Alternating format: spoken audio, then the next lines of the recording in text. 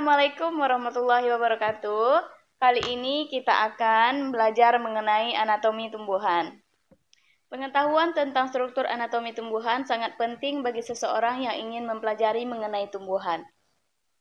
Hal ini karena fungsi dari bagian tumbuhan itu sendiri tidak bisa terpisahkan dari sel dan jaringan yang ada di dalam organ itu sendiri. Nah, pada pertemuan sebelumnya kita sudah membahas mengenai sel dan jaringan. Masih ingat kan? Hasil pembelahan jaringan meristematik disebut jaringan permanen karena tidak mengalami diferensiasi lagi. Nah, berdasarkan struktur dan fungsinya, jaringan permanen dibedakan menjadi 4. Yang pertama, jaringan penutup, jaringan pengisi, jaringan penguat, dan jaringan pengangkut. Oke, itu dia. Nah, untuk pertemuan kita kali ini, kita akan membahas mengenai anatomi batang. Tujuan pembelajaran kita hari ini adalah, yang pertama, mahasiswa dapat menyebutkan struktur anatomi tumbuhan dikotil dan tumbuhan monokotil. Yang kedua, mahasiswa dapat membedakan antara struktur anatomi batang dikotil dan batang monokotil. Yang ketiga, mahasiswa diharapkan dapat menyebutkan fungsi dari setiap struktur yang ada pada batang tumbuhan monokotil dan tumbuhan dikotil. Untuk lebih jelasnya, mari kita ikuti penjelasan materi berikut ini. Struktur anatomi batang dikotil yang pertama, epidermis, merupakan lapisan terluar yang terdiri dari selapis sel dan dilapisi kutikula. Untuk lebih jelasnya dapat kita lihat pada gambar berikut. Ini adalah struktur anatomi batang dikotil. Nah, lapisan terluar atau epidermis itu berada di sini. Struktur yang kedua yaitu hipodermis, terletak langsung di bawah epidermis, terdiri dari selulosa dan pektin, sel-selnya hidup dan berisi kloroplas. Untuk lebih jelasnya dapat dilihat gambar berikut. Ini adalah struktur anatomi batang dikotil, hipodermis itu di sini, tepat di bawah epidermis nih ya.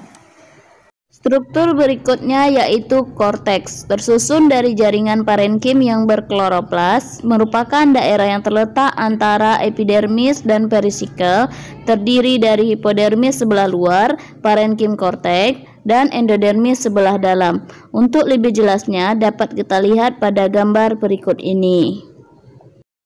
Ini adalah struktur anatomi batang. Di sini korteks, tepat di bawah epidermis.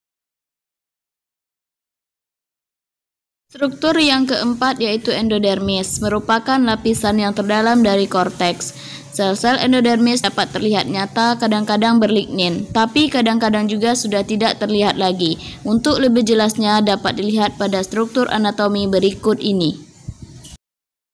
Dari strukturnya di sini endodermis, di atasnya epidermis, hipodermis, dan korteks. Struktur selanjutnya jari-jari empulur, terdiri dari beberapa deret sel berbentuk poligonal atau memanjang radial, terletak antara dua ikatan pembuluh.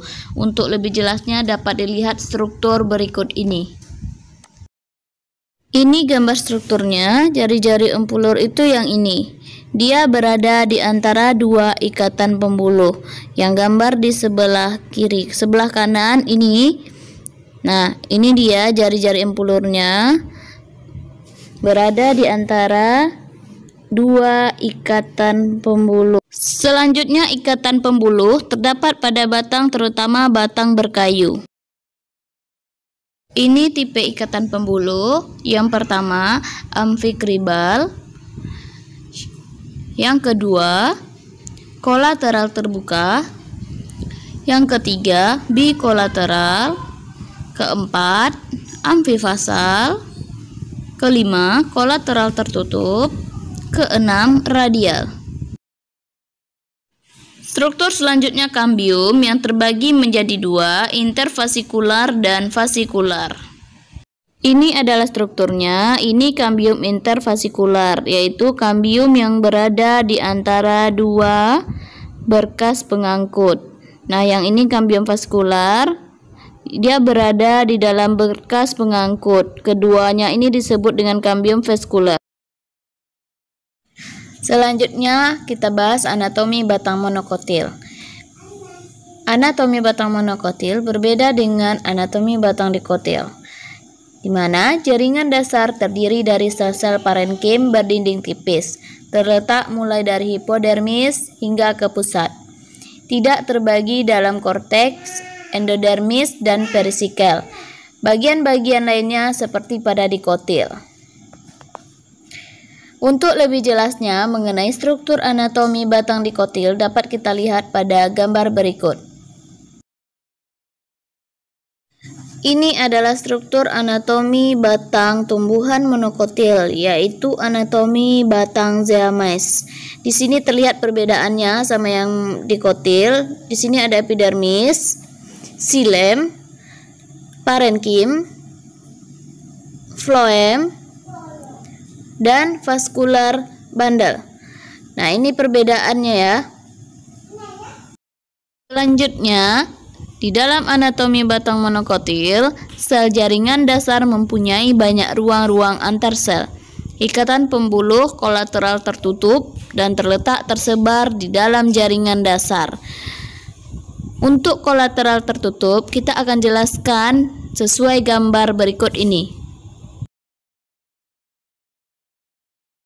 Baiklah, ini adalah tipe ikatan pembuluh angkut kolateral tertutup. Maksudnya, antara phloem dan xilem tidak terdapat kambium atau tidak dipisahkan oleh kambium.